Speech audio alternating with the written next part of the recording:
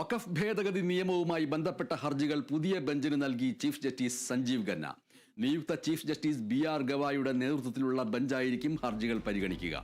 May 13 വിരമിക്കുന്നതിനാലാണ് ഹർജികൾ പുതിയ ബെഞ്ചിന് list ചെയ്തത്. ഈ വിഷയത്തിൽ വിശദമായ വാദം കേൾക്കേണ്ടതിനാൽ ഈ ഘട്ടത്തിൽ ഒരു ഉത്തരവും വിധിയും പ്രഖ്യാപിക്കാൻ താൻ ആഗ്രഹിക്കുന്നില്ല എന്ന് അദ്ദേഹം നടപടിക്രമങ്ങൾക്കിടെ അഭിപ്രായപ്പെട്ടു. ഹർജികൾ പുതിയ ബെഞ്ചിന് വിടുന്നതിനെ കേന്ദ്ര സർക്കാരും കേസിലെ ഹർജിക്കാരും എതിർത്തില്ല. മെയ് 15 പുതിയ ബെഞ്ച് വാദം കേൾക്കും.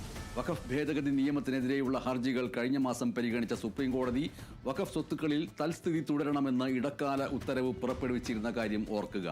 തുടർന്ന് മെയ് 5 വരെ വഖഫ് സ്വത്തുക്കൾ ഡീനോട്ടിഫൈ ചെയ്യുകയോ കേന്ദ്ര വഖഫ് കൗൺസിലിലേക്കും ബോർഡുകളിലേക്കും നിയമനങ്ങൾ നടത്തുകയോ ചെയ്യില്ല എന്ന് ഏപ്രിൽ 17 കേന്ദ്രം സുപ്രീം കോടതിയിൽ ഉറപ്പ് നൽകിയിരുന്നു.